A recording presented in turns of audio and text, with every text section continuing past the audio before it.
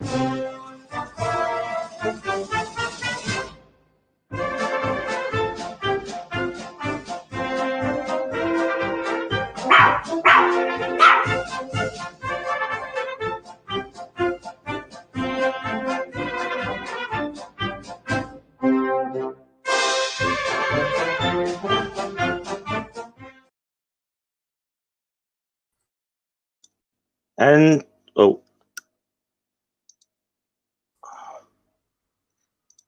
Hissy, you've unmuted yourself now. Cool. Okay. Good afternoon, good morning, good evening, wherever you may be. Welcome to another edition of Hissy and Scum are doing Asterix. Yeah, so a bit different this week. We're going to be a bit topical this week. So we're going to be talking elections, politics, presidential debates, that kind of thing. So, but see, we've got in the chat. We've got with Jen's here, Ring, of course. Exploratory Minds Project. Good to see you, my friend. So we've got a few in the chat already. So welcome one and all. So we could be. No, we don't plan on talking sex, Jenny. But, it's not that kind of election, Jen. Yeah, we said election, not what you thought we might have said. Hi, Amiga Nuts. So with the amount of politics involved, I need a drink. Oh, see, I brought them in water up with me. I might have to go and grab a beer midstream. Okay, I'm just warning you. But listen, every week at least one of us has got to be drinking. So if you're not, I am. Makes a change for it not being me. Yeah. So thoughts on this one though, on all, because I thought this was one of my favourites as a kid, and it stands up very well still. Yeah, it does stand up. It's very clever. It's very funny. There's a lot of little comments in there and a lot of things, the way they're done, that just, especially given recent news, I am going to be cracking a few jokes on this. Yeah. Because there's nothing quite like that election debate, or at least I didn't think there was anything quite like that election debate in this comic until last week. Yeah. Hi, Sammy. So, and I think as well after like last week, because we actually, I think we both came away with a little bit of a bad taste in our mouth from last week's book, and this was a really welcome change of pace. And obviously, well, we'll address it later. We got another controversial one that we're going to have a discussion about off air at some point during the week, about how much we show or don't show on of it, because there's some less than flattering portrayals of Native Americans in next week's one, which will be on Hissy's channel, and ultimately it's Hissy's call because it is on her channel. So. I mean, I'm not afraid of controversy, but there's a difference between controversy and flat out bigotry, which I won't stand for. Yeah. So if we do show it, expect a lot of next week to be me saying, listen, this is not appropriate. Yes. And I may even just put it in the title of it of, this is not what Native Americans look like. Yeah. I think it's quite sad, because I think it's just really sad that poor Hissy seems to be getting all the controversial ones on their channel. I'm getting the good ones. Because in a couple of weeks' time we got Obelix and Co., which is my favourite book ever of this whole series, and that is so. Which I think Hissy's going to get a good kick out of Obelix and Co. as well. So, hello Linda as well. So, should we jump into the book then? Yeah, let's do it. All right, let me bring my Kindle thing up on screen. And right, we should have it up there now, yes? Yeah. Cool. So this is Asterix and Caesar's Gift, and we get right to the first. We get to the first page here. We're in Rome, and our story opens melodiously in a bar in a disreputable part of Rome, as they used to say in the colloquial idiom of the time. Vidum aim. I'm justified. I'm not going to. Could you do the Latin bits, Hissy? This is more your I area. need to hang on. I need to have the actual book in front of me to do the Latin bits because I can't see the actual writing on the screen share. I get that. So I get wine and music or something, but which I'm roughly.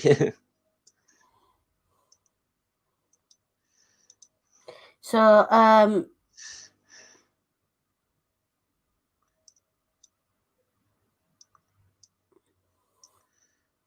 yeah, I know it's wide. I know it's something. Yeah, that's better. We've got music and wine gladden the heart.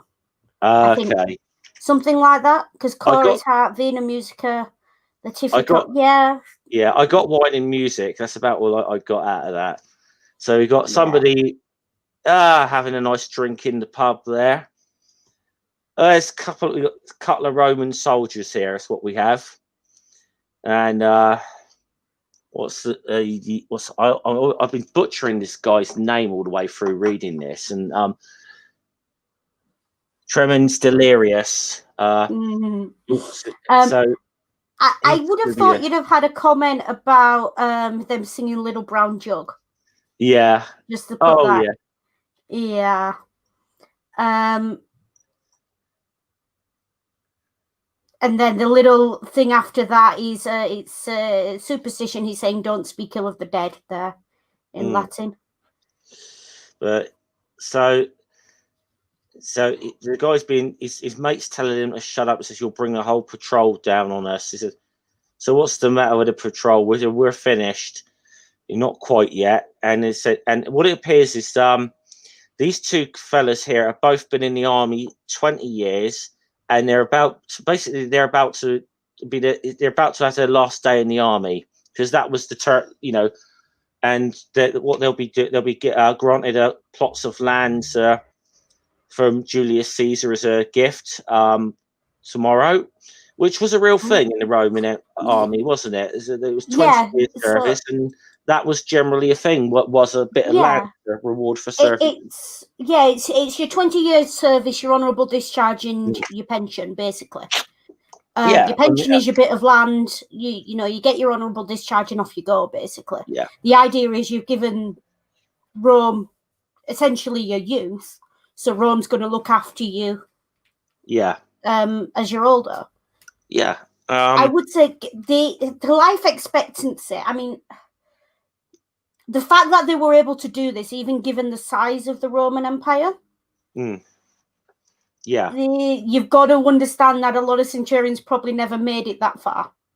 Yeah. And the life expectancy of a Roman anyway is sort of, is between sort of 50 and 70, depending on when we're talking about. And that's as someone who's had a good life. Yes. And the thing with it is the land would have been inherited. So essentially what you're doing is the whole time, any soldiers who make it that far stand a chance of becoming, within a generation or two, landed gentry, or the equivalent of. Yeah. Ring says here. Yeah, nice comment from Ring there. 2 weeks from retirement, never a good little so yeah, and I mean, and it was the sort, so that sort of, I mean, and of course if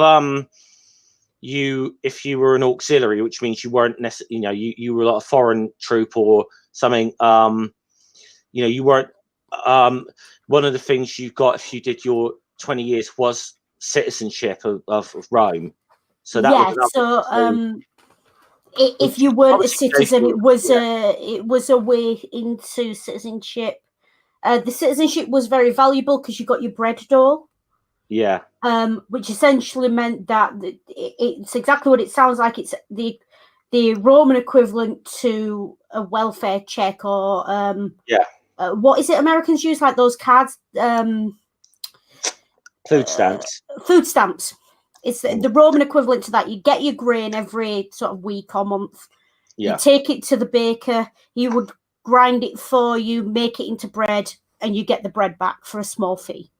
Yeah. The idea being no Roman citizen starves. Yeah, absolutely.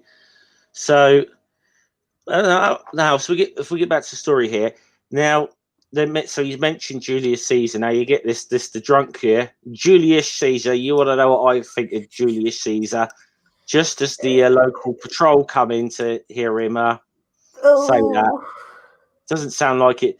So he's in the drunk tank right now, I suppose. Yeah. And so he's asking his guard, "How long you done then, son?" 2 years. He's only 18 more to go. Then the ends in sight, and says, "Yes." He said, "This time in 18 years, I shall not be in the Roman infantry." Yeah. So it makes it almost sound like a prison sentence, and in a way, I think this is a cultural thing, because for a lot of people born without citizenship, for a lot of people born in the lower ranks of society, it would have represented a way out. Mm. But it's a hell of a long time. Yeah. And the risks are high. And you wouldn't necessarily have gotten a good plot of land either at the end of it. So you could end up leaving, the Roman army just as far as you went in, but with, Funny you should say that, Hissy, because as we're about to go, as we're about to go there, about what is and what is not a good plot of land to be given. So next morning, so Caesar's there, so Centurion. Some of our veterans will be getting their honesta missio today. All good men with good conduct records. He said, yes, they've all done well, barring one Soak who hasn't been sober in 20 years. In fact, he's in the glass house this very moment for using insulting language about you last night. So Caesar, he's got a bit of a cheeky grin on his face there. Insulting, yeah. Caesar has the right to revoke this guy's honourable discharge at this point, essentially. Yes. Yeah. Which would mean he doesn't get his citizenship, he doesn't get his bread dole, he doesn't get his land. Yeah. But he's Caesar's got something else in mind though. And he says, so insulting language, eh? We'll have a spot of fun with him. Get him out of prison, have him lined up for the presentation along with the rest. And the guy's going, you're going to throw him to the lions, oh Caesar? He says, worse, I'm going to give him a present. Some hours later, there we go. So they're getting ready, and then all of a sudden, tension. Apart from one of them, these you expect, all right. And Caesar said, you completed your 20 years military service, this little formality behind you. Your whole life now lies before you. You've served well, and I'm going to give you a reward by giving you plots of lands in our colonies. So his first one's getting a title deeds to lands near Nimes, one near Asterix, and one near, Aqua Sextae.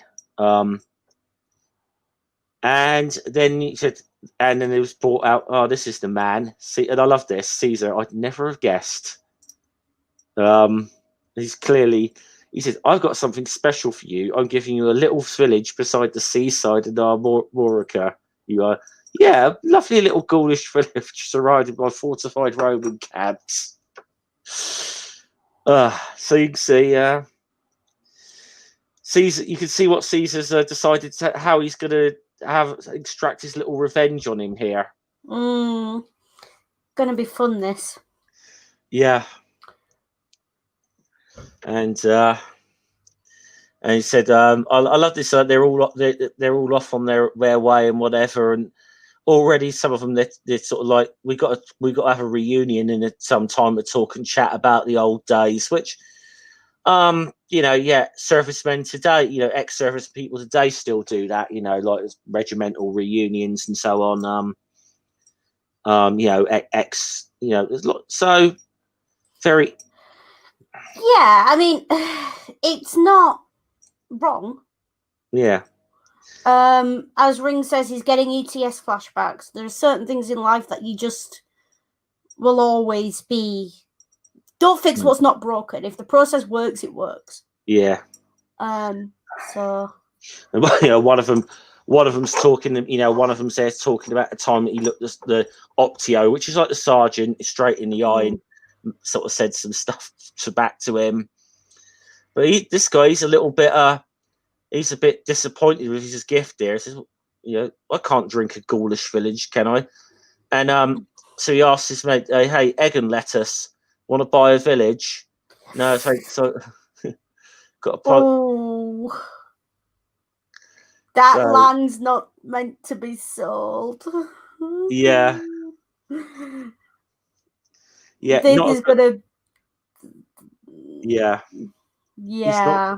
He's not supposed to be selling it anyway, but no, like literally, I think there was something in there that said you can't sell it. You have to keep it.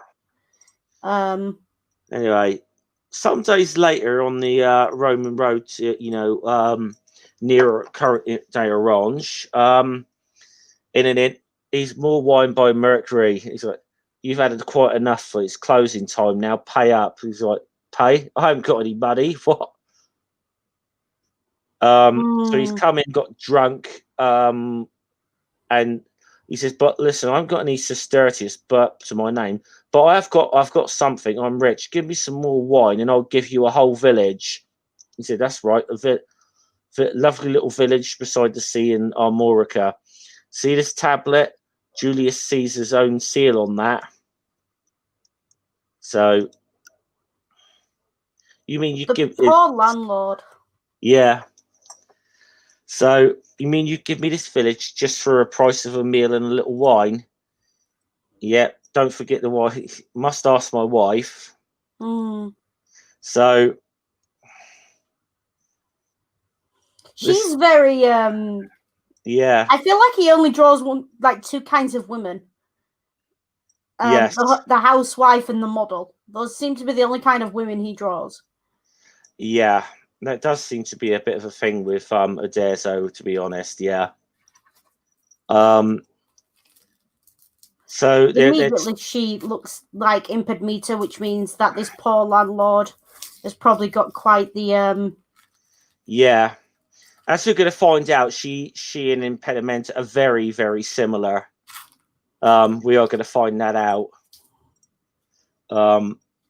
It's just and she talks to him. Says, it must admit, it does sound sort of tempting. The seaside air is very bracing, and what's more, an inn's not a fit place to bring up a young girl. And yes, they got a young daughter there named Influenza, by the way. Yeah, that is a fair point as well. Like, I know people who've run pubs. I've got family in the pub game. My dad was in it for a long time. And a pub environment is not a place to raise a child. I'm going to get on my soapbox for a minute. Mm-hmm. There are ways of doing it properly. You keep the kid out of the environment. You don't. But it's very difficult to do it properly. And for my money, she's right. I wouldn't want to raise a kid in that environment at all, regardless of what kind of pub you're running. It's not the most drinks. It's it's not the most, not necessarily the best environment. I mean, I certainly know people who were brought up in that atmosphere. I mean, they'll learn a lot. They'll learn a lot about life if they pay attention.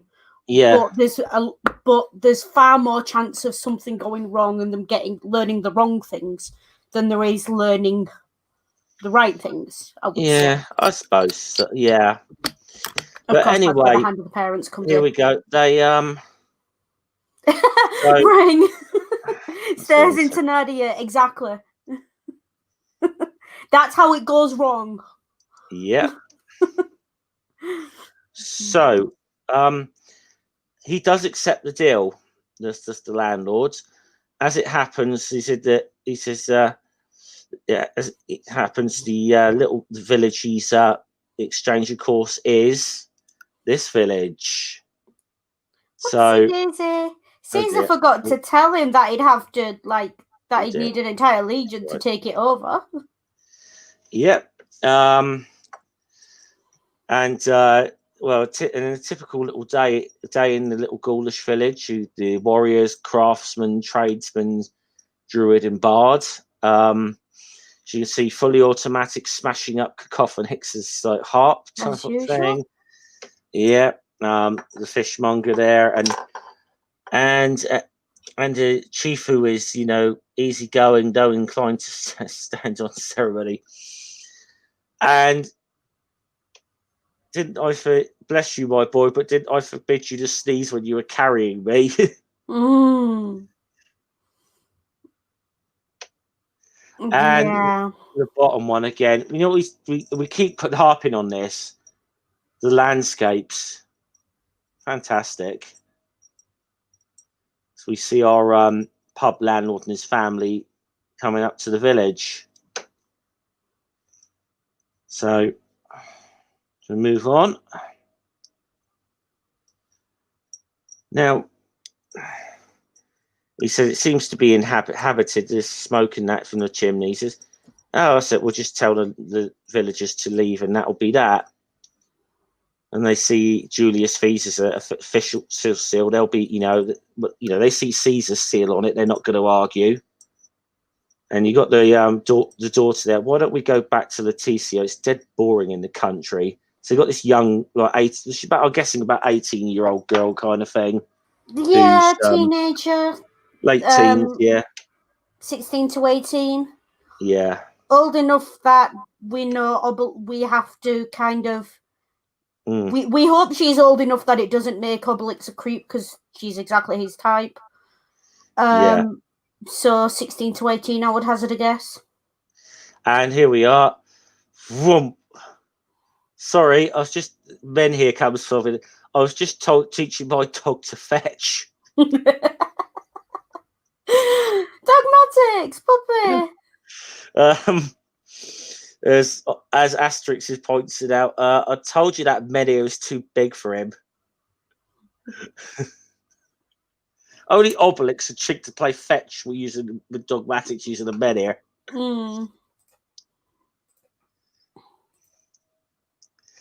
And yeah, you got Obelix then sulking like usual every time he gets rebuked by Asterix. He says it's my dog that's too small, not my Menhir that's too big. As he points out, you're going to end up killing someone with that Menhir. He says, "Who ever heard of Menhirs being dangerous? Mushrooms, yes, but Menhirs, well, I ask you." Oh. And I think the newcomers are like, "Oh dear, what have we walked into here?" And he said, "Do you have some sort of chief here?" "Yeah, we do have some sort of chief." So he points him in vital statistics' direction. He says, "All right, so but they're not mad, just a little rustic, maybe." A little Get rustic. your chief, and of course, he's still sending dogmatics after Menhirs. So he goes and gets vital statistics out. So I keep skipping pages again. I'm sorry about this. Comes out on this shield, but he looks like he hasn't got dressed properly. He's just kind of come out. He's kind of in the foot bath, actually, not on his shield. I just realised. What do you want? Says, "My name is Orthopedics, and I must ask you and your men to leave my village." He said, "What's that?" I said, "This village is mine. You must leave, all you ghouls wherever you may be. But I am a man of property now, and here are the title deeds." So he brings him the tablet. His bit of his vital statistics. Perhaps shouldn't have told the shield bearer to go and fetch him the tablet. Yeah. Again. He says, "See that signature?" So its vital statistics bursts out laughing. And then it's getting passed around the village now. They all see this. And they're all laughing their heads off now. And he's like, "Joking apart, mate, you've been had." Yeah. He said, "What?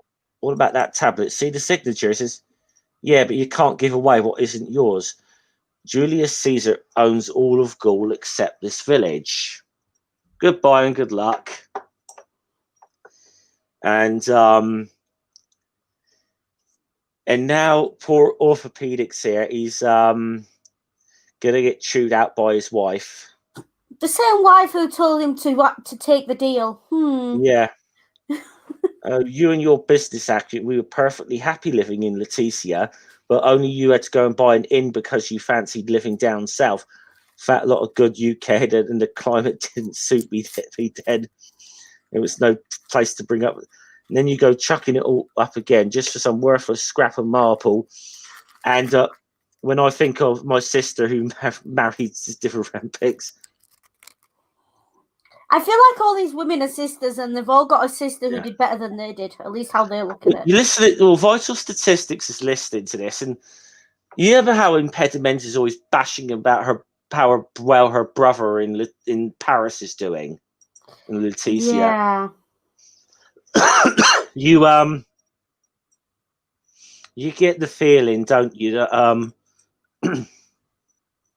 they might be family. Yeah. Or more the fact Vital Statistics definitely sympathizes with him. I think here he's like, he's like, this is just how I get chewed out all the bloody time. So he said, come here a minute, Orthopedics. So he said, so he comes and brings him over to have a little talk with him. He said, I wonder if they are actually sort of somewhat related. I'll have to check the name of Impediment's brother again. But he said, of course, I could always go back to the TC, but if you only knew my in-laws, and I love the way Vital Statistics says, you don't have to tell me. The brother is homeopathics. And yeah, oh, that's right, yeah. Says you had the same sort of problems. It's not so loud. Listen, I want to help you. What's your line? I used to keep an in. So what Vital Statistics is going to do here, he said, look, we've got an empty house here. We haven't had an inn in the village in a long time. You haven't had an innkeeper here.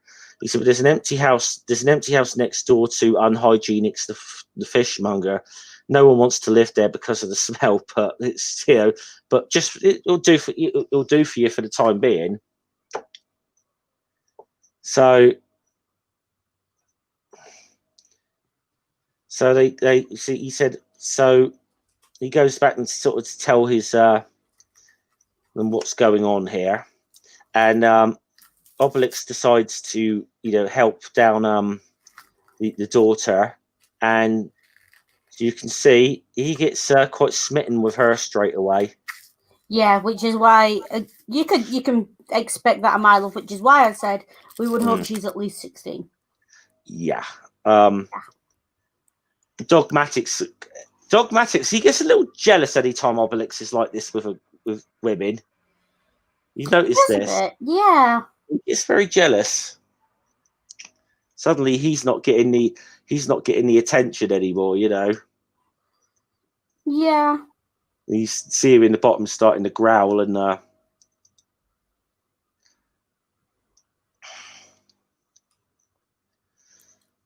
so he said, the chief has given us this house for our inn.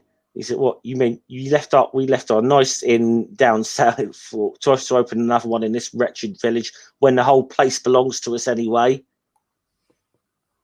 He's like, they don't want to give us the village, and it's so he said, look, let's go, so let's just go back to Uncle Divvy around Pigs and Leticia. The girl wants to go back to Paris. It's very bracing here at Seaside. It stinks of fish. So they got a bit of a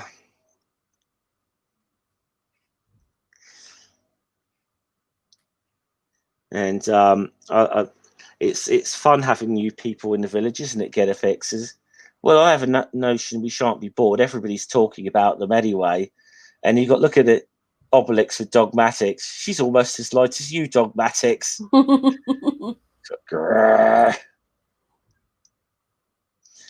People, what? And geriatrics in this, he's got to be like the old bloody xenophobe in this whole book, hasn't he? He is, but He kind of is. Yeah. Not too bad with it, but you know. There's always that one old fella who's not quite sure he likes the newcomers. Yeah. Oh, hello, Randolph. Didn't notice you pop into the chat, mate. Oh, hello. So, and yeah, so basically he's being the old man. He's being like the old man who's like bloody foreigners, isn't he, in this book? And he said, you know me, I've got nothing against foreigners. Some of my best friends are foreigners, but these particular foreigners aren't from this village. Yeah.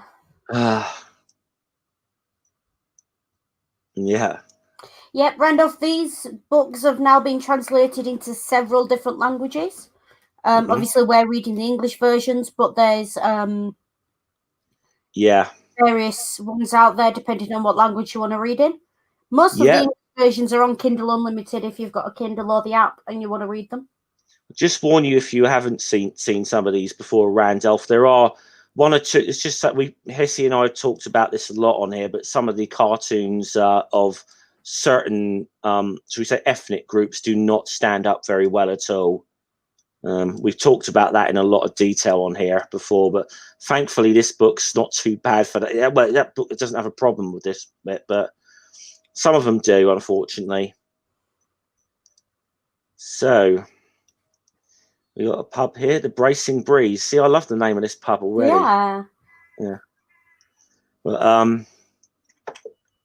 and I love the fact unhygienic's like, I hope you're not going in for grills and snacks and all that. I can't stand the smell of frying. It's like, you run a bloody fishmongers, mate. You don't have any right to complain about the smell of anything else. Don't worry, it's opening night tonight, and you're all invited. The whole village is invited. And Obelix getting Obelix there, all doing himself up there for the daughter, I'm sure. And he said, "Aren't you coming, geriatrics?" No, I don't mind foreigners when they stay in their own parts, but if they come to our place, I don't fancy going to their place. And then of course his wife comes. Come on, geriatrics, we're going to be late. And he's straight away. He's there.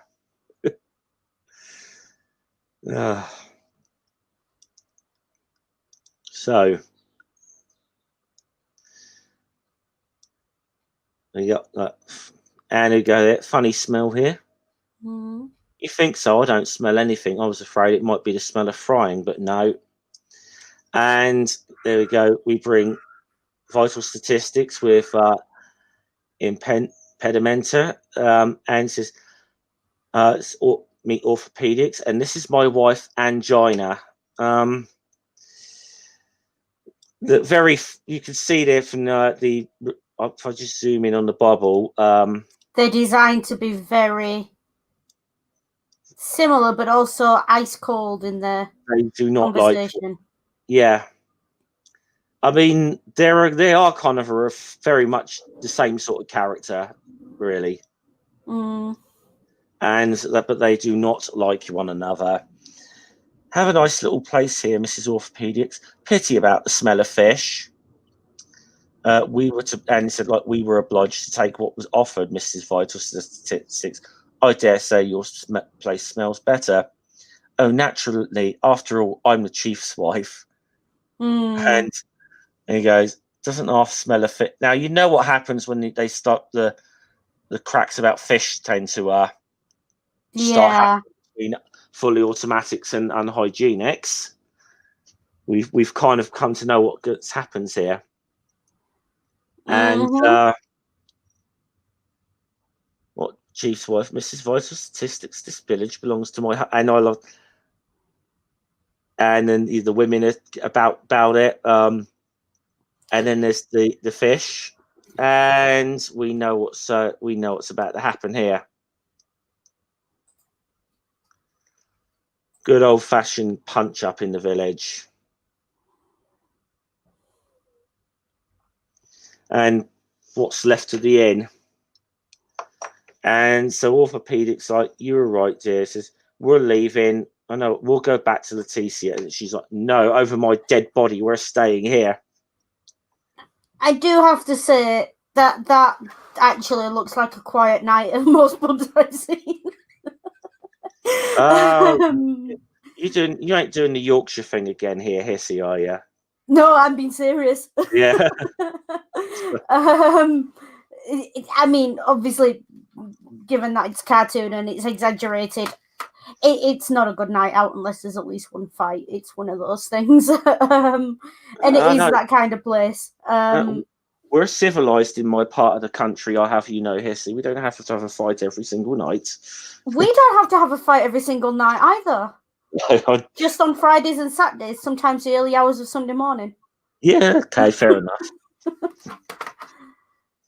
You can't have a fight the night before you've got work the next day, because if you get arrested, you're going to miss work.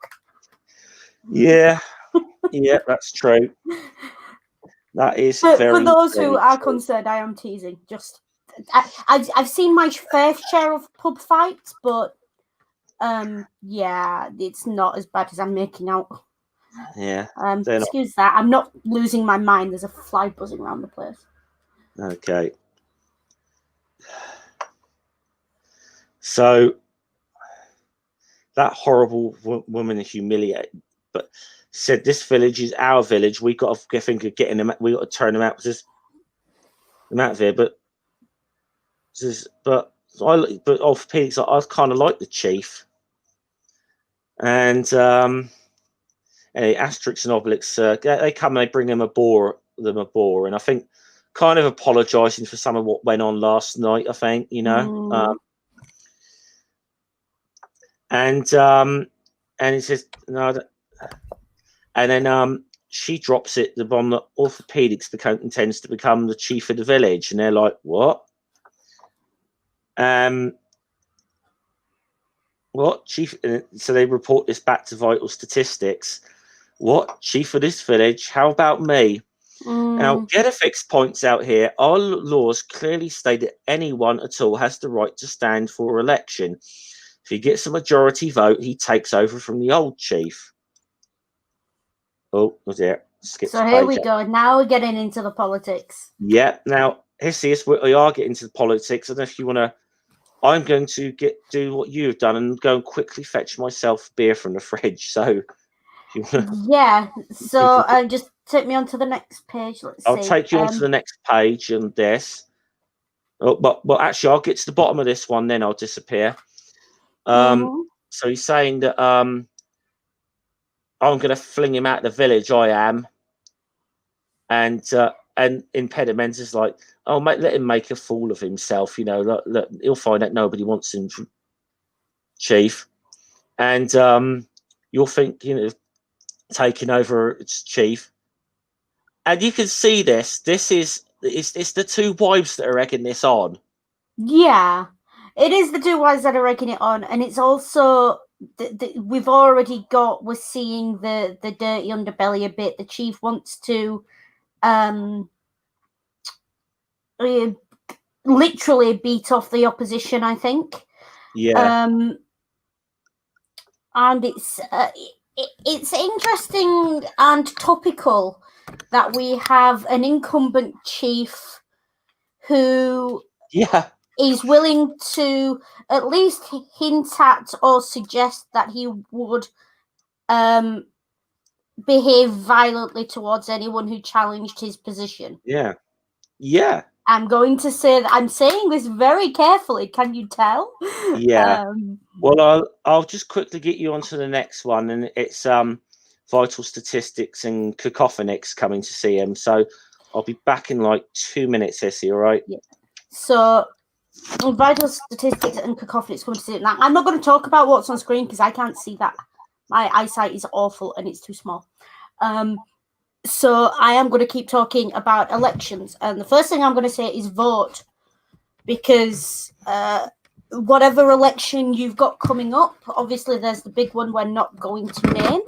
But whatever election you've got coming up, always vote. At the very least, you'll have the right to complain when you don't get the result you want. So I'm a great believer in if you didn't vote, you don't have the right to complain about the result. And it's always nice to feel a little bit justified in, getting to mourn the morning after an election. Of course, this time around, in certain areas, it is a little bit more important than just having the right to mourn. And again, I'm being very careful in how I word this because, but what I am going to do, Ring has said something in the chat, which I'm not going to repeat because you've all heard it. There has been an interesting development on that. It seems like the LGBT community has decided to come out and do what we do best.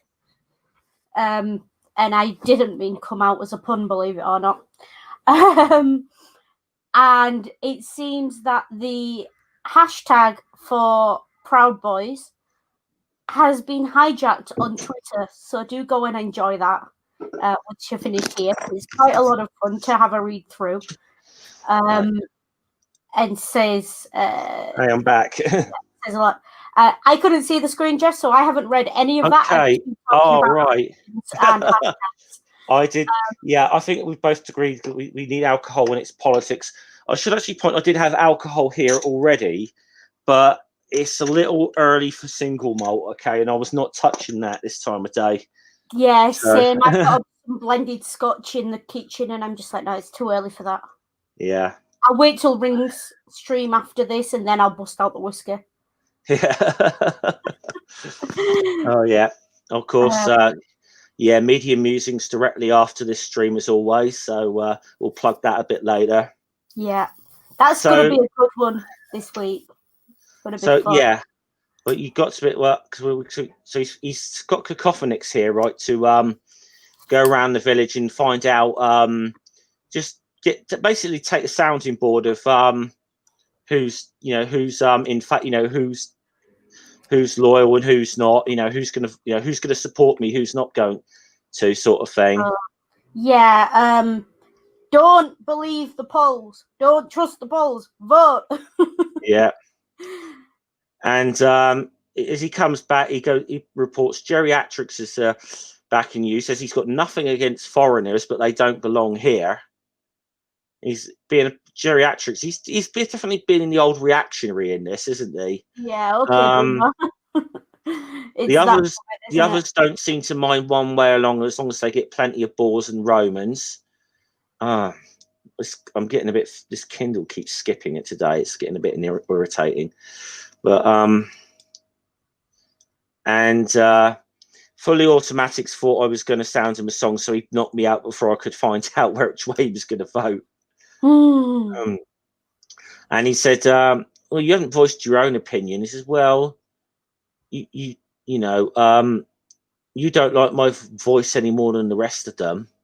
Oh no, I simply love your voice. I love the fact that Cacophonics starts singing "We Shall Overcome." And there's a little comment down the bottom. Freedom fighters the world over owe this song to Cacophonics. This original tune has, of course, been extensively revised. Yeah, a little bit. And stop! I have to stop. I'm overcome already. This is a protest march. It's very. There are some very good protest songs out there. I don't think Cacophonics' version is one of them. I've been on a lot of protest march. I got to say, I cannot stand "We Shall Overcome." I'm sorry. I know. I much prefer Bread and Roses. Yes, absolutely. If anyone wants to watch the film Pride, that's very moving when they sing bread. The women sing "Bread and Roses" and that. Yeah. So, but anyway, I digress. So I think he's just lost Cacophonics' vote. Damn it, Randolph, you made me nearly giggle on stream. That's brilliant. Why haven't I seen that meme before?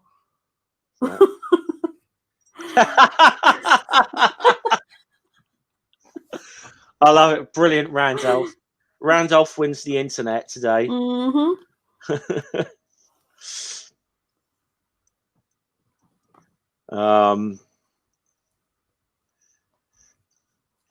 So Vital Statistics is deciding to hold a big rally in the middle of the village. My friend, certain persons as dead suggest that a change in chief. Now I know you think this is funny as I do, and you got geriatrics like foreigners out for that's all he keeps saying. And I feel like geriatrics is a single issue voter. Yeah, he'd be. I guarantee you, if he was alive today, he'd have been a Brexiteer. I guarantee that. I mean, I voted out, but I'm not on that guy's side. No, yeah, same similar thing with me actually, but we've anyway, we don't necessarily want to digress into Brexit talk. Yes, let's not. Yeah. Although to be fair, some form of essentially, this village is seceded from the empire. Well, it's never been part of the. Yeah. It's never been part of the empire, to be fair, though. Yeah.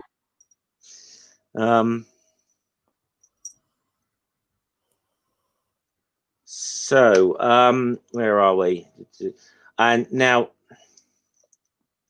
and I love this. If the so fully automatic saying if the chief stays in office, will he guarantee the freshness of goods but sold by certain tradesmen who we want consumer protection? And says consumer protection is utmost in my mind. Fully automatics. Oh, is it? It is it? Fully automatic. So he's lost unhygienics there because that whole thing was a jab at unhygienics, of course, wasn't it? Over to Tata say, this is the end. Anyone who isn't happy about my position can just push off. There goes one of the shield bearers. Yeah. Oh dear. We knew that was going to happen sooner or later. Yeah. I do like Ring's comment in the chat. We'll build a wall and Hadrian will pay for it. Well, yeah, I think... Randolph, I'll check it out later. I've got I'm sort of trying to do about 3 things at once whilst during this stream. Yeah. Okay, but he sent me something on Twitter that I'll check out in a bit. Yeah, he sent you the Trump meme, I think. Yeah. Although Ring, I would say it would probably have been Hadrian saying that, and the line should have been, "We'll build a wall and the Picts will pay for it." Yeah.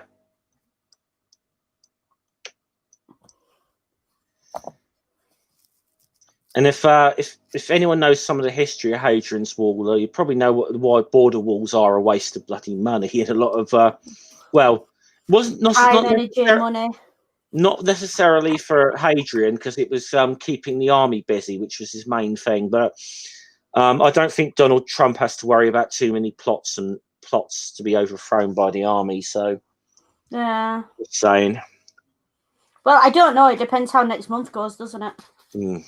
Yeah, well, this is the problem. We can't really do this without making comparisons to what's going on at the moment. But you've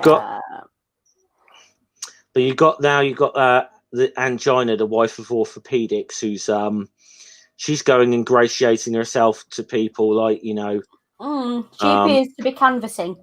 Yeah, very much. Oh, we must buy a dozen fish. Oh, they look just delicious. Is that woman? And then, that woman seems very nice. But I hope she isn't going to fry those fish. I can't spell the. I think he gets basically to go and bury them in the backyard. She didn't want those fish. They're awful. And now influenza, darling. I think that big fat man with the menhirs is a soft spot for you. You should go and have a word with him. So. You mean the one called Obelix? What for? I'd help your father get elected chief. And she's like, I don't want to. Dad is right. Let's go back to Leticia. But then, of course, she wins her daughter over here. Your father is elected chief. You'll have plenty of trips to Leticia to buy dresses and jewelry. And that was news enough to her. I said, yeah. chief's daughter must look like a princess after all. So she's got her daughter on board. I do like the fact that Obelix here is carved a slightly more better sized Menhir to play fetch with. Yeah. I love that. Hello, Obelix. I can call you in Obelix. I'm Influenza or Zaza if you like. And he's like, Zaza. Ooh. That's yeah. I just we all know that person who was that bad at flirting once. Yeah. And the fact that he fell for it. He's quite easily led here. Obelix is very easily led by a short skirt and pretty hair. He's yeah. I hate to say it, but if he existed in sort of modern day, he'd probably be an incel.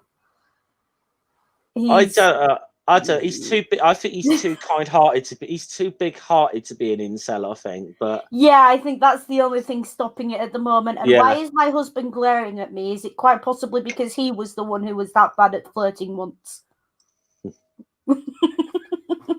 I know that's exactly why he was glaring at me, so I'm going to say it. You walked into that one. I wasn't gonna, husband. So she's obviously trying to get him out to like do something like pick flowers or something. Says, well, the only thing we find in the forest is boars. Let's go pick some boars. And so sometimes sometimes you can pick off Romans in the forests, you know, but they're keeping a low profile just now, so I don't know if we'll find any today. And I thought, oh, Romans, how witty you are, Obelix. I am. But well, you say you say that the flirting doesn't seem to be like doing. It's now he's got his mind on hunting food. You notice he's suddenly not as paying her as much attention. Yeah, he's a very simple man, isn't he? He likes his food, he likes his drink, he likes his dog, and likes to beat up a few Romans now and again. Yeah.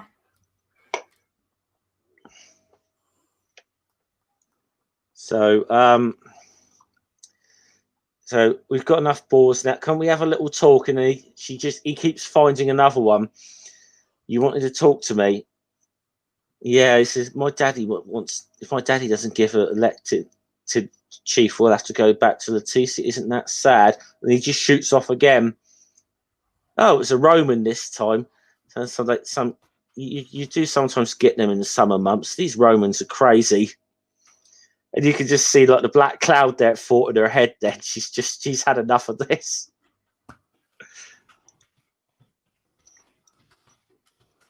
And he's not interested in anything but boars and Romans, you know. But I had to talk to him, and I loved it. She said, "Your daughter is canvassing. Meanwhile, you can go and bury that lot behind the house with that and that helmet as well." So. If anyone decides to go digging up the past behind this house, they'll have quite a few archaeological problems on his hands.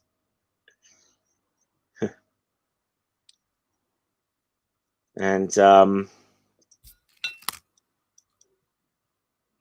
anyhow, so over at Asterix's place there, him and Obelix are having a bit of food together. And he did say there's a lot of Asterix said there's a lot of bad feeling in the village at the moment. I do wonder if it might be better for Orthopedics and his family to go. And then Obelix is like, whoa, why? Because everyone's arguing, of course. We mustn't forget we're still completely surrounded by Romans. And then like Obelix just snaps at him. Well, I disagree with you entirely.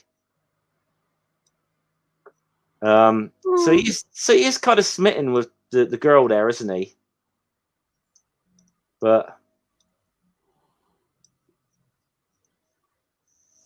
this entire election is just yeah, dirty tricks galore, I think.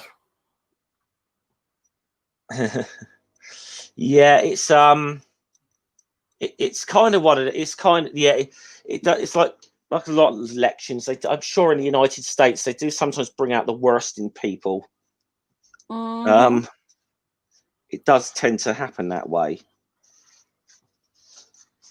and so we go into the inn the next night, and I love the fact that Unhygienics there he's bought him some fish as a gift, and I love the fact that Orthopedics says, "I'll go get the spade," and so he's a poor henpecked husband here, isn't he? Really, he doesn't want to be bloody chief at all. Little bit, yeah. She wants him to be chief. Yeah, she wants the glory of being the chief's wife. Yeah.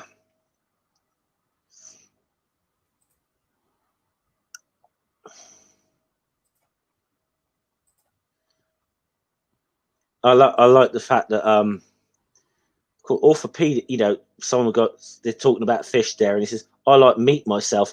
Of course, orthopedics will make it compulsory to eat meat on Fridays too, and goat's milk, please.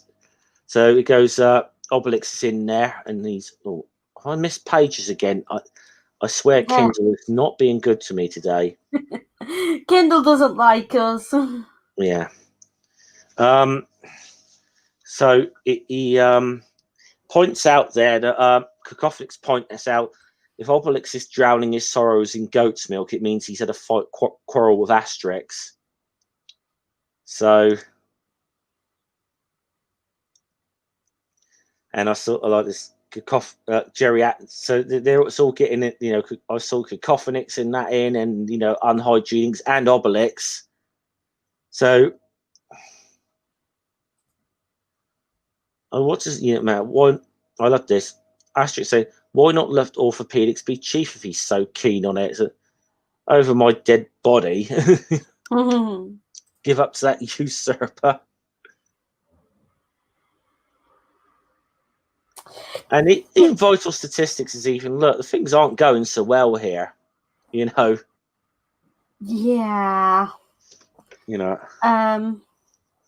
Asterix may be right. All we really want is a quiet life, bashing up Romans and hunting boar in the forest with our friends. I mean, and geriatrics, then you're all going soft. We got a secret weapon, our druid's magic potion. Let's have a swig of it and fling them out. Which Getafix is like, no way, no. Nothing. The magic potion can be used in self-defense. It's not for in the disputes.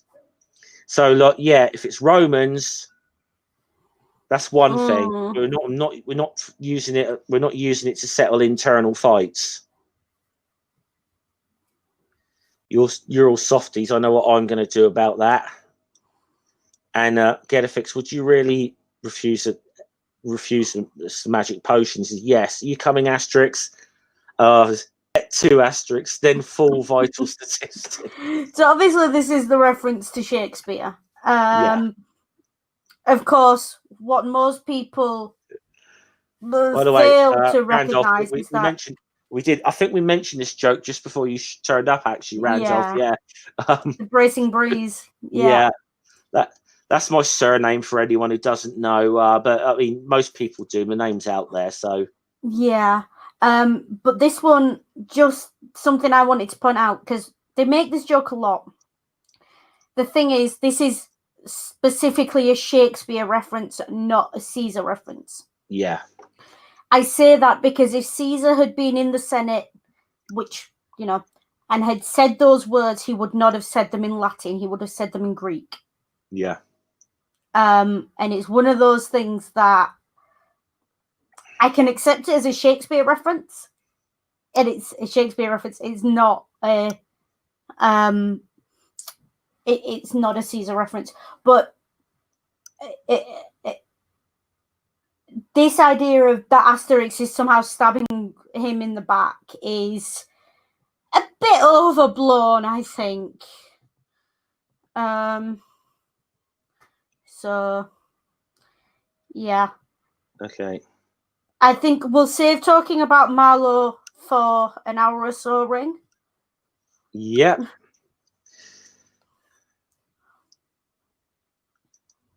Okay. Right. Yeah. Sorry. So, my friends, these are troubled times. What you see confronting us on one hand, foreigners who are trying to take us over. On the other hand, a weak, apathetic chief.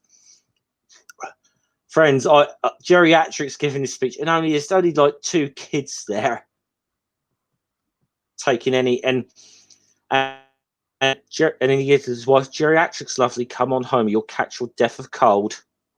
So he's the character on the side of the road with a yeah. It's but think about like American politics or whatever. This is how much I think he's going to do about as well as most third parties do. So, so it's saying things are getting out of hand. Whatever next, I wonder. And then lo and behold, look who shows up. Our Roman friend from earlier, the one who was given the village. And so he asks, "You know an innkeeper around here?" He says, "Yeah, thanks." So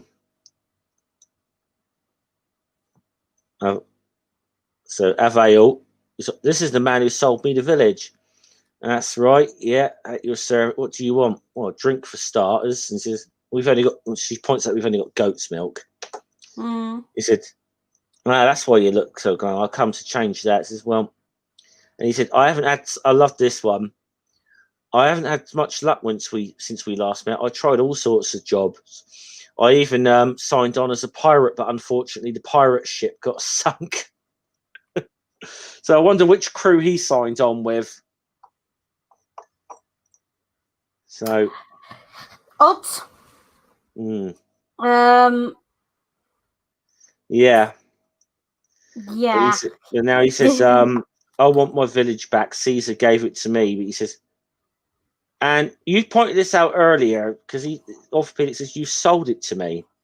We're not allowed to sell Caesar's gifts of land," which is something you pointed out earlier on in the stream, that they were not allowed to do that. Yeah, no, the idea of the gift, it's more like a lease than a gift. Yeah. So it's one of those areas that I don't know a lot about, but I know that there was a lot of issue with trying to sell the land and things as well.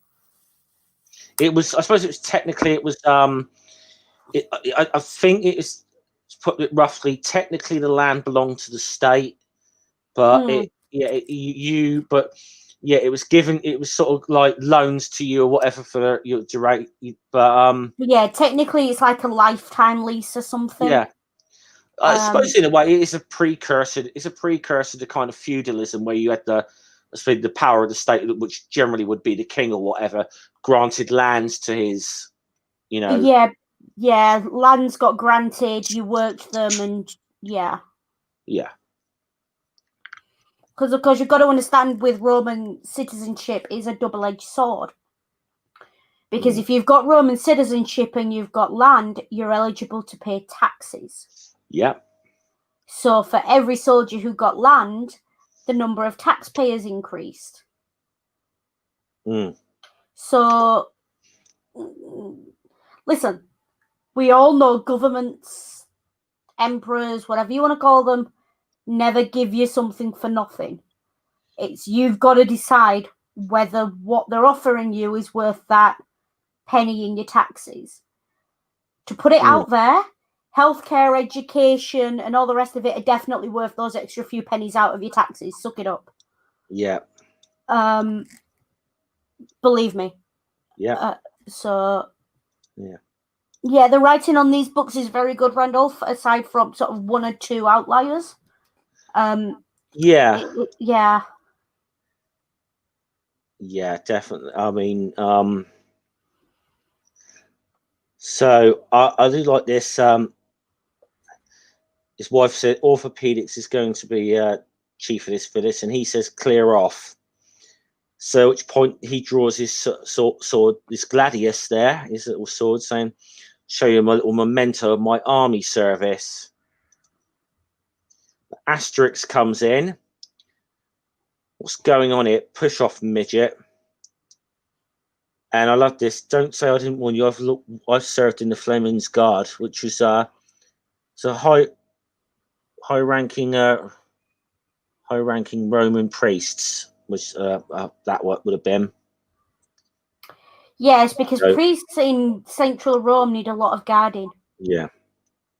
Well, technically, I suppose this is before, although they have Julius Caesar, and this is technically before the times of the emperor, where you'd have had the Praetorians, who were like the famous Roman guards. You know, being a guard for the priest is kind of, it's sort of the equivalent of being set as a bodyguard for a sort of second-rate senator or MP.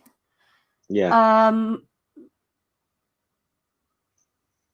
So what's it? It's basically he spent 20 years and his job's been to look big and menacing and not to lose the person he's been assigned to. No one is attacking a priest in ancient Rome. Just to put that out there. Can you imagine the omens that would cause? Wow. Even to the point there are there's a famous story about a Vestal virgin who was behaved in a less than virginal manner. And she was so well protected by the religion that they refused to lay hands on her. Yeah. Of course, the way she was killed is possibly more barbaric than if they'd have just, executed her. They actually buried her alive. Because it was considered essentially blasphemous, sacrilegious to lay hands on a holy person, regardless of anything else. Yeah. So that the idea of one of them needing a guard, I feel like someone realised this soldier wasn't up to much and decided to just get him out the way. Quite possibly. Well, it said in the beginning, this guy hasn't been sober in like 20 years, his whole 20 years of service. And I like what happened is, so they get into a little joust of Asterix with the sword. And bear in mind, Asterix hasn't had any potion yet, so he's sort of somewhat on equal footing with him. But Asterix shows he can still hold his own quite well there in a sword fight. And says, "Your fat, scant of breath. This will melt a bit of your too solid flesh as well." And the rest is nuts. And I love the fact that it's the mark of Zorro on him. The mark of Zorro on him. Yeah. As you also notice, this will be a little bit of a problem here. The girl that Obelix is smitten with, is suddenly smitten with Asterix. Smitten with Asterix. You see the problem that could develop here. I will say, the kind of sword Asterix uses, you'd have to have the upper body strength of about 4 people to pull off a sword fight like that left a mark like that on someone. Yeah. It's not the same kind of sword. But that's just something I know. They look like Roman gladiuses, which were more thrusting kind of swords. Yeah, Roman gladius. I mean, they did have sharp edges for slashing, but they were more for a single slash. There's a fair bit of weight on a Roman gladius. It's not a rapier. Yeah. No, it's not like that. Or a scimitar or something like that. That's more of a slashing weapon. Yeah. Just a bit of trivia for anyone who's interested in weaponry there. I definitely would say if there's people that are interested in sort of like Roman sort of ancient military history, there's a really good channel called Invicta that covers some of that. Yeah. Invicta's very good at that. Overly Sarcastic Productions Blue will occasionally do stuff on ancient classical military stuff. But if you want your technical, this is how the military worked, this is how the weapon worked, this is the tactics things, definitely Invicta. Yeah. It's just a little thing I thought I'd throw out there. And I know you've watched that channel from time to time as well. So yeah. As Ring says, the rapier is a thrusting sword, but the point I was making with the rapier is it's lightweight, and the way it's handled and the way it's balanced, it's a lot easier to make that than it would be with the gladius. There's a reason on all the films, if you watch Gladiator, if you watch any film about ancient Rome, they come down and they almost treat it like a shorter version of a broadsword, which is essentially what it is. Well, this is and it's not a finesse weapon at all. I mean, generally, obviously, generally Romans, like so legions, they would carry a gladius, but generally the first thing they'd have is the pilum, which is the javelin type thing. Yeah, they'd have the pilum, they'd have the gladius, and as far as I'm aware, they also carried a small dagger.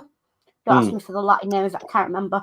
But essentially, you had your pilum, which was your initial run and thrust or throw and return. Then when you got into too close quarters for that, you'd have your gladius. If you were disarmed, your dagger is your last line of defense. And if you lose your dagger, pretty much if you have to reach for your dagger in the close combat situations of ancient Roman battles, realistically, you're already dead. Yeah. Yeah, I mean, I don't know as much about like sort of the things within like Romans as much, but certainly I know when it comes to a lot of like Saxon and sort of Viking age or whatever, a lot of warriors carried a long sword or an axe or something, and a short sword, which is called a sax, which is which is where the term Saxon comes from. That type of sword. It's the short swords, which was like for real close quarters in the shield wall kind of thing, and thrusting sort of weapon. Yeah, well, that's essentially what the gladius was used for. Anyway, I think we digress for a bit. I do love the fact that the Z, he carved the mark of Zorro, and she's like Z for Zaza. He's made a real hit for. She's smitten with Asterix. So the Roman, he goes off to the. I love the name of the Roman camps as well, by the way, to the fortified Roman camp of Laudanum. He says, "I'm an old soldier of the Roman legions. I'd like to see the commanding officer of this garrison."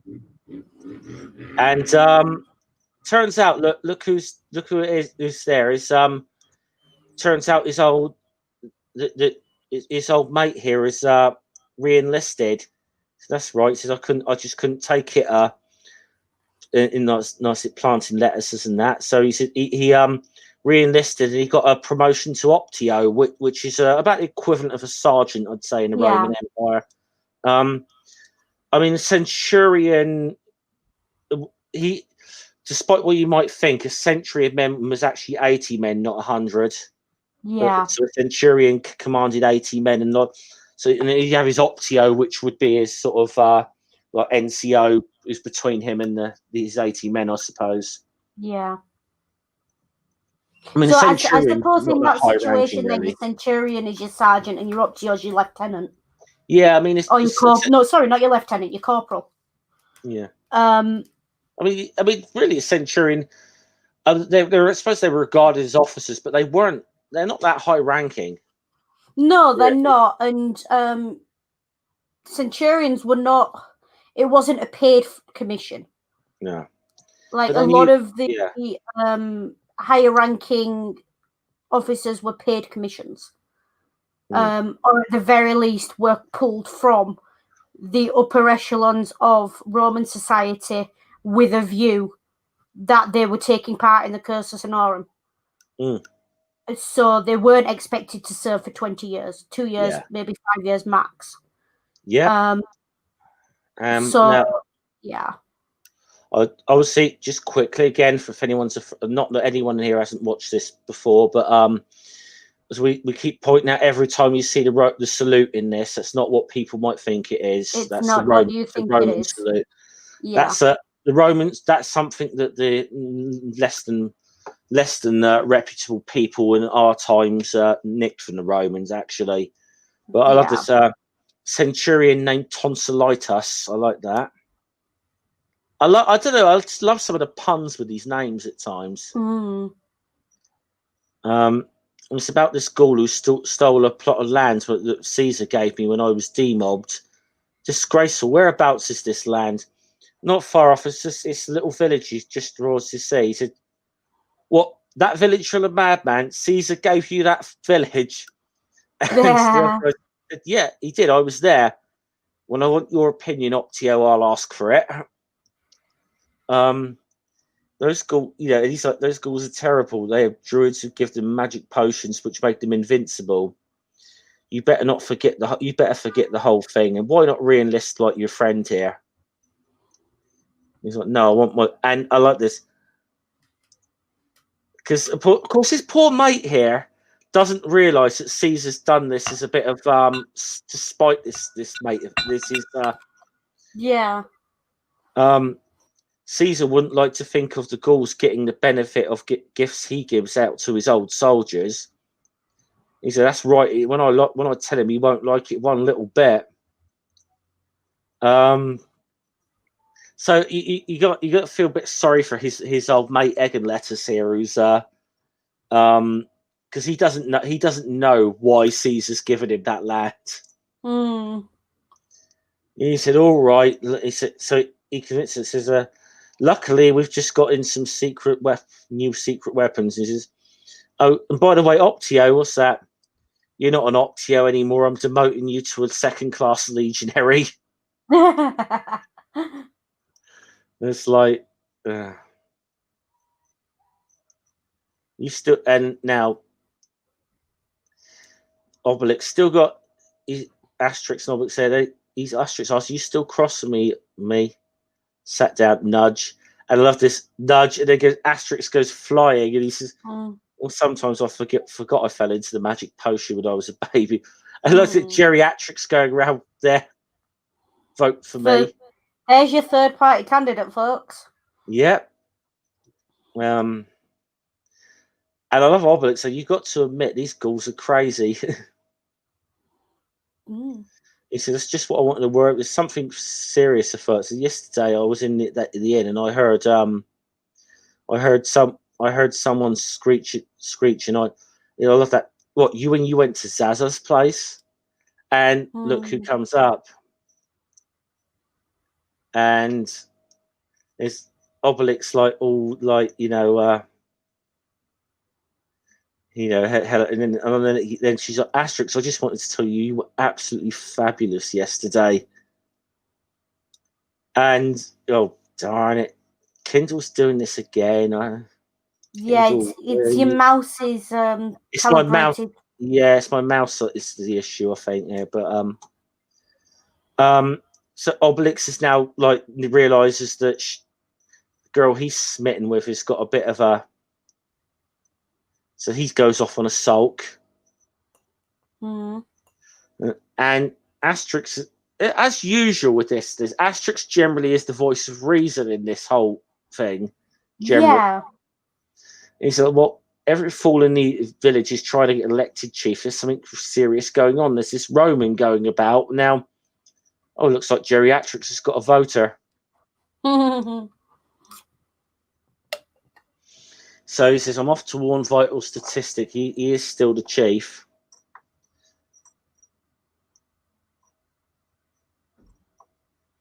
And I said, "You're back, are you, Asterix? I thought you fancied a change of chief." It's like, never mind all that now. Where is he? "You'll find him with your friends, the druids." I love the way she said, "your friends." Yeah. And she's doing the same sort of thing. Oh, here's the dozen anvils you ordered. So she's trying to ingratiate herself with people as well. And so they're playing both sides here. It's and Getafix is like, once again, is telling vital statistics. I'm not giving magic potion to your supporters. It's out of the question. In fact, I'm not going to give it to anyone if it comes to that. No more magic potions are there. And so you go Asterix. So then he yells at Asterix, who's trying, and he just and then even Getafix is like, go away. He doesn't realise it's Asterix, but nobody's listening to Asterix. Yeah. Oh well, if no one wants to listen to me, I'll just go out to see what the Romans are up to. What's this? And like, what's this? The sky's falling on our heads at last. Like, boom, big stone. And of course, what's happening is Romans have got some siege engines that they're trying out. Yeah. The guy did say they got some new secret weapons. Yeah. So there's some.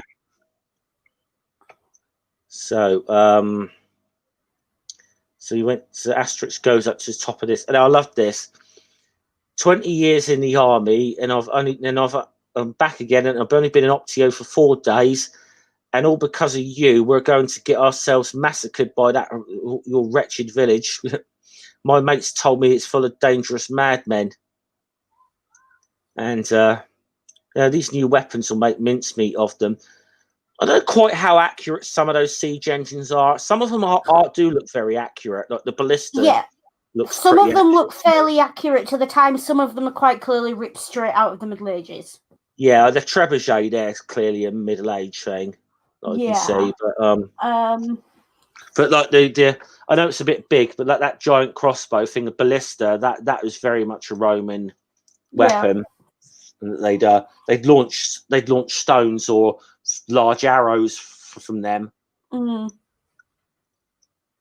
They were quite. They were ahead of their time with siege engines, the Romans. So yeah, I mean, it says a lot that a lot of Roman technology, particularly military technology and military techniques, went largely unchallenged until probably a gunpowder age. Probably like the 1700s in Western Europe. So after sort of siege engines, the next big thing in military development was gunpowder. Yeah, and that wasn't for 1600 years. So and even then, I think you didn't really see the total end of it until like World War One, really. Mm. All the marching in formations, and so yeah, it still had its sort of remnants right up until maybe World War One. I mean, you see a lot of that with different things, not just military technology, but in science, in a lot of artistic pursuits. Between sort of the Romans and the Renaissance, there is very little by way of progress. Yeah. It's just the same stuff over and over. You get the one thing there, but there is a reason the Renaissance is known as really the boom time, because that's the point at which actually the education and the understanding matched what the Romans had previously, and the information, and they were finally beginning to catch back up.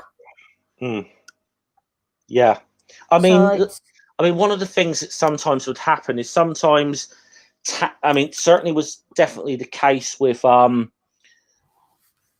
the 19th century, and especially, but tactics didn't evolve as quickly as technology a lot of the time.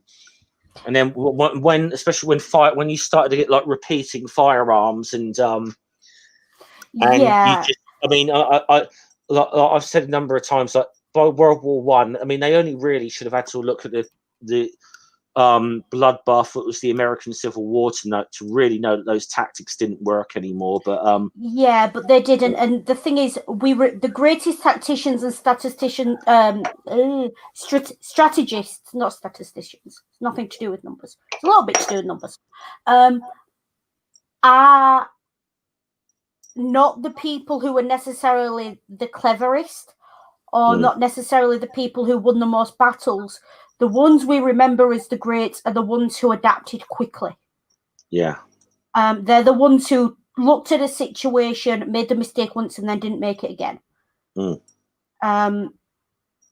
Exactly. As Ring's just put in the chat, why Napoleon's considered such a genius. He matched his tactics with his technology, not the other way around. Yeah.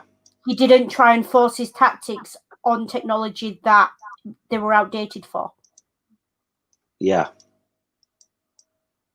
Now, so Asterix, but he's hiding up in this tower, and they now decide to wheel it into the camp.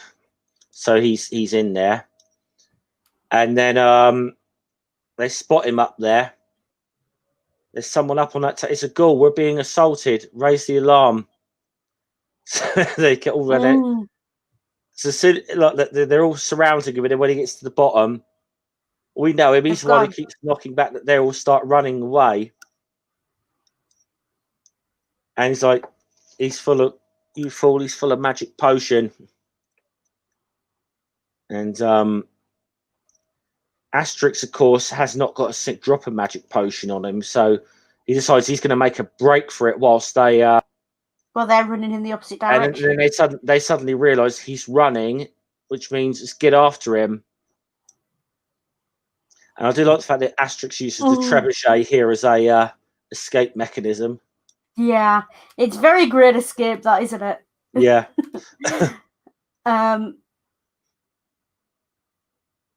Well, I like the fact here that he's escaped, but they've realised now, okay, maybe they've run out of magic potion. It's our chance to score a big victory. And I like the fact this mate there. Where are you off to? He says, I haven't finished sleeping in the barracks yard yet. Since when has that been a job for an Optio? So he's been promoted back up to Optio again. And of course, poor Asterix, not the nicest landing in the world. Yeah. He realises he's got to go and warn the others. But here we go. Now, talk about topical. Yeah. We are having a public debate between vital statistics and orthopedics here. Can I just say, because I know what's coming, I nominate Cacophonics to moderate all future political debates. Because there's a great little gag in here that amuses me. Okay, well, I still say I want Samuel L. Jackson to moderate the next debate with Trump. I still think Putin with a whip would probably do a better job. Yeah.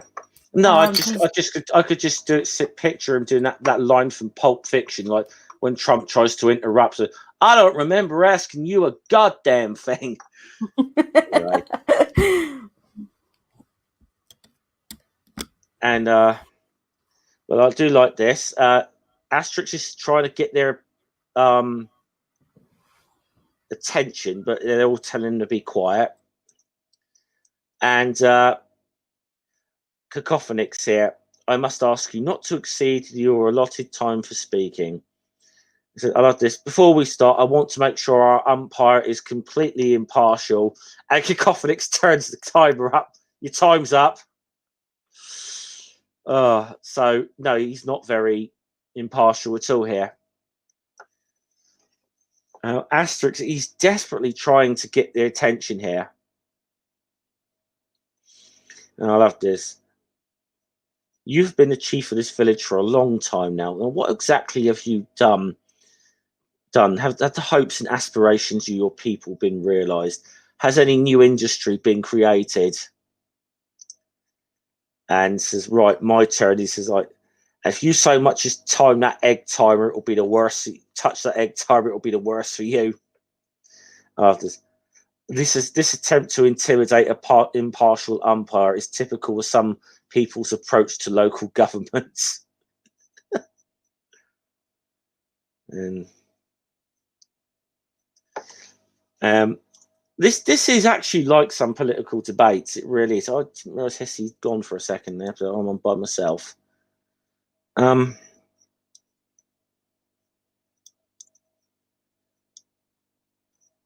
You ask what I've done for industry. I have here some statistics this year. We've sold 12 anvils, representing an increase of of the previous 100% on the previous year. You can make statistics to prove anything you like.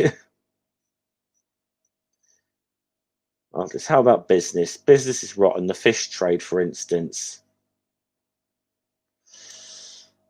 Now,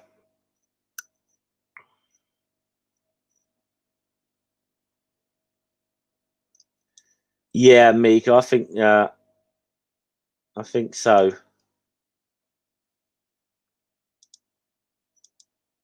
Indeed, this is very much a.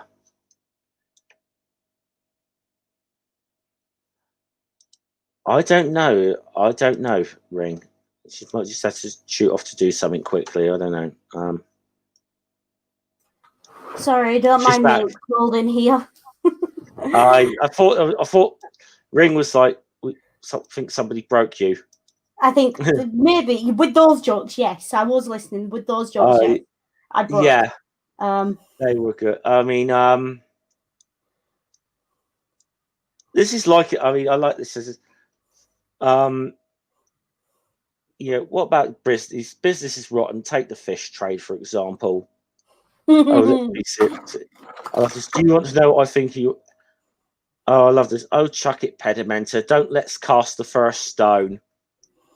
Rum into, madam, you go too far. Yeah, it's fun, isn't it? With these politics. And it just goes to show you, times don't change. Nope. Jen says she's always broke. Yeah. I know about broke, more skin. Yeah. As Asterix has been saying, I've been trying to tell you, the Romans are attacking us with their new weapons. This, like ants, they're running. I show the finest. He says to Tremendous Delirious here, I shall owe the finest victory of my career to you. And I love this. Get a fix. We need some magic potion, quick. And Get a fix, remember, still sitting in his zone. No, I said no. And Orthopedics is like, it's all my fault. I should have warned you. Let me go and talk to the Romans. He's like, no, they'll slaughter you. He says, no, let them slaughter me. It serves me right. It's all my fault. And then I like to say, Get a fix, magic potion, please. Not for me, but for Orthopedics. And that makes Get a fix open and thought, oh, that's a different matter altogether. So, yeah. He said, could you try and keep the Romans Asterix? Could you try and keep the Romans busy while I cook something up? So he gets Obelix to maybe let's play them at their own game. So he goes tossing the men here back out to them. Yeah, that works. Now you remember he said, "Hello, they got some engines of their own, war engines of their own. Break down the doors of the battering ram." Now, of course, you've got to remember here what was Obelix teaching Dogmatics to do earlier in the book?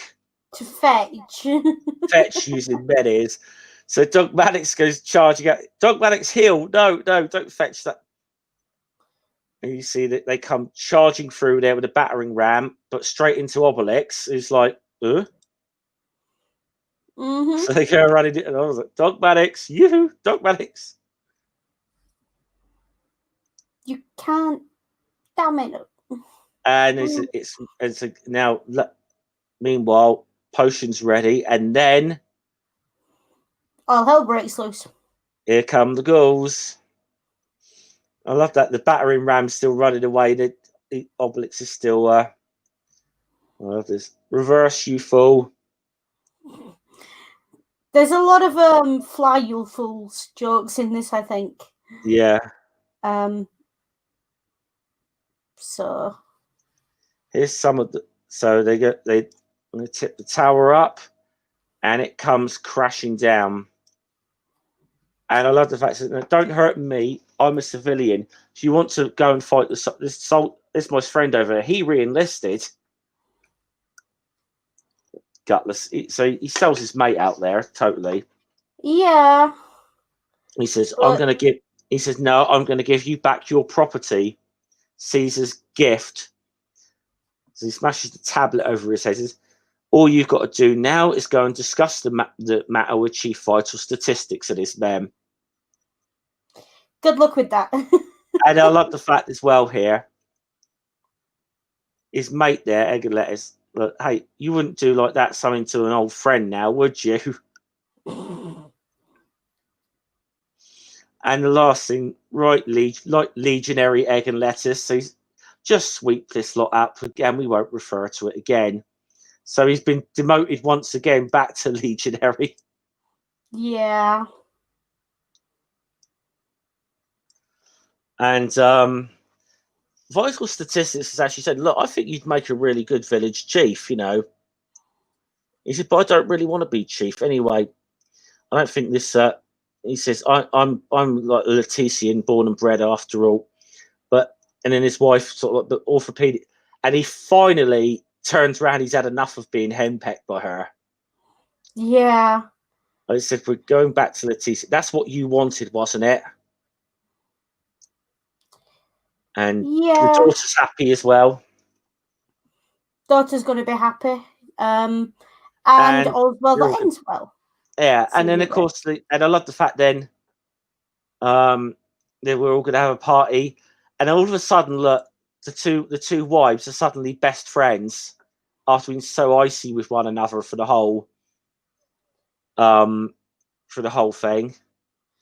And geriatrics is like, well, what about me? He's like, well, never mind. Yeah, wasn't worth it, you know. And not quite worth the effort. Obelix obviously still a little bit heartbroken over Zaza there. You seem sad. Asterix gives him a little nudge, and look, boom. Obelix is friends with me again. And the end. The end. So this is a nice little story, I think, about how politics can make even the best friends turn on each other. Oh, yeah. For what is billed as not very good reasons. Mm. So it's a light-hearted look at elections and politics, and I'm going to say the fact that this was so well timed as well, that this week that we'd happen to be doing. This wasn't like a planned thing. We didn't plan to do this book the week of the election. It's just how it worked. Or what a week of the presidential debate, anyway. It's just how it worked out. But it is a timely point, and I think it's one of those. It's taken something that's a very serious subject and made it light-hearted for kids. But there's some good messages in there. Yeah. So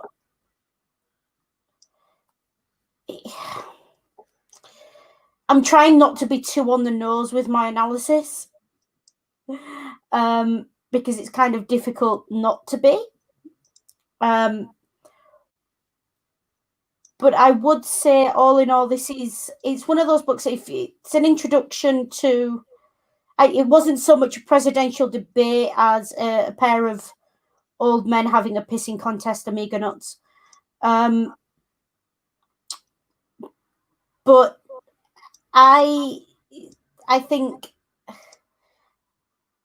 it's another one like the Asterix and Obelix does this a lot. It kind of it likes to present very complex ideas and very complex adult themes in a kid-friendly way. And I think it's pulled it off very well this time. Yeah. This was, as I said, as a kid, this was one of my favorites. This was one of my favorite books, and I'm kind of glad to see that some of the ones that I really liked do still stand up. This one definitely does. This one, it does stand up, definitely. And I would say it's a very good sort of politics 101 introduction. Yeah. So. Yeah, it is really. But it is sort of, you see in the slightly dirty side of elections, as to a degree, or the two wives, the way they're canvassing and being for everybody's friends. Now there's an election on, that sort of thing. Yeah. And it says a lot about,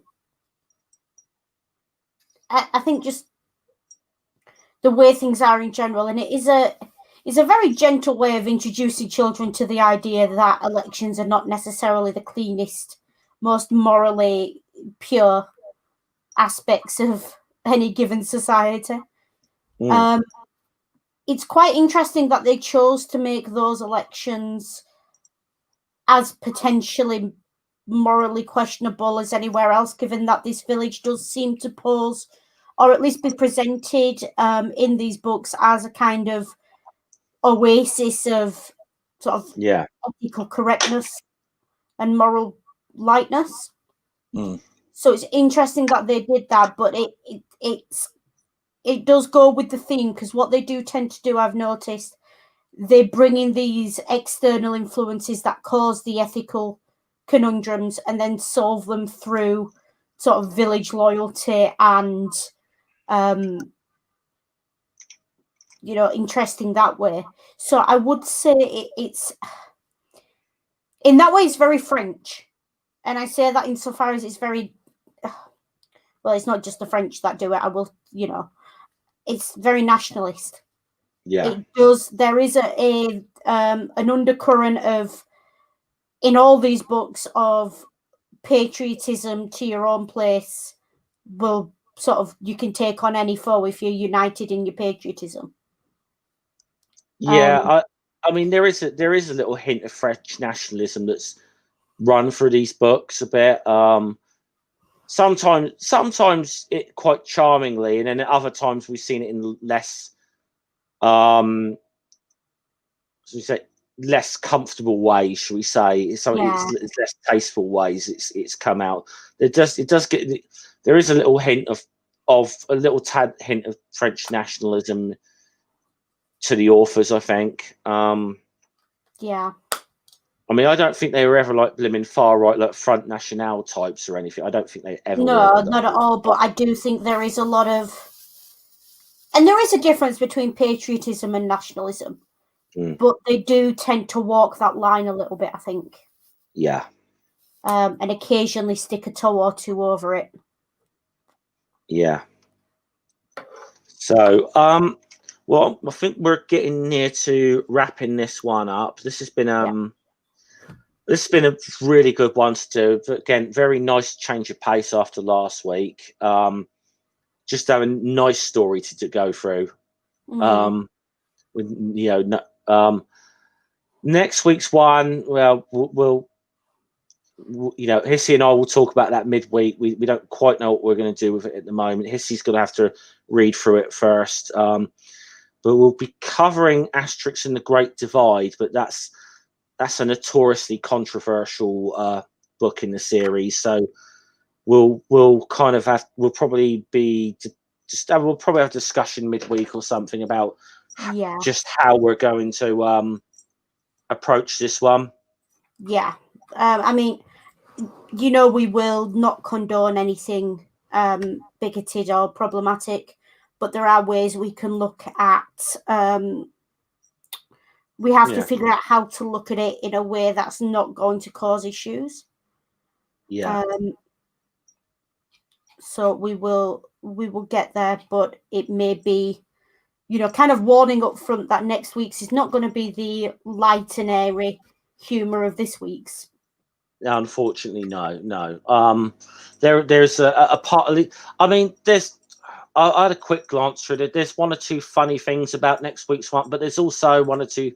But I only had like a very cursory like skim read through it earlier just to see it. But I don't want to give too many spoilers away either. But I do think people do need a fair warning up front about Asterix and the Great Divide. And the week after that, it should be Obelix and Co., which should be back here on my channel, which I'm really looking forward to because that is my favourite Asterix story. That's my absolute favourite Asterix story. Well, that will definitely make up for it because we can hear how excited you are for that in your voice. Yeah, I'm already like can't wait for that one. So obviously, we'll be calling it a day very shortly. But obviously, please go over to One Ring 42 channel in a minute for media musings. We're discussing the tragic history of Dr. Faustus this week.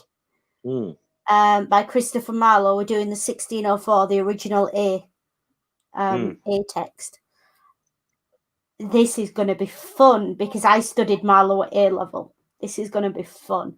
I also want to hear Ring has decided in his title to make quite the statement that he thinks Dr. Faustus, the character, is the first literary atheist character.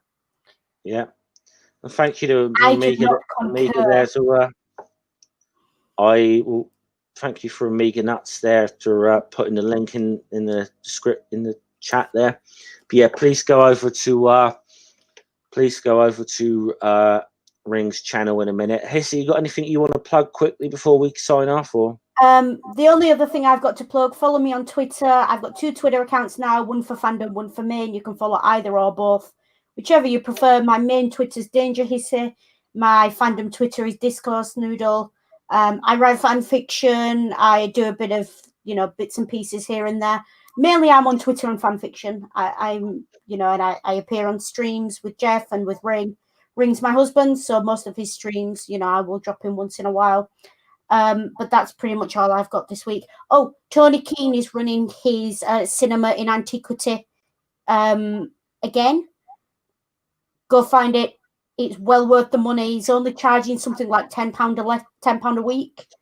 Okay. It's well worth it. Or he does it for like £10 a session, or he does like the whole, I think it's the 9-week course for £80 or 8-week course for £70. Essentially get one free if you book it all at once. Next week we'll try and plug that with all the details if we can.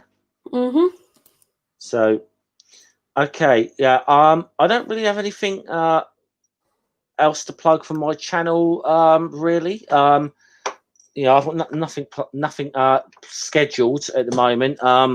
It's mainly because I think where I've ended up back at work now, I'm not quite getting as much time to sort of put into this as I was a few months ago. So just because Tony is starting his course next week, I've dropped the link to the course page on there. It's £70 for the course for 8 weeks.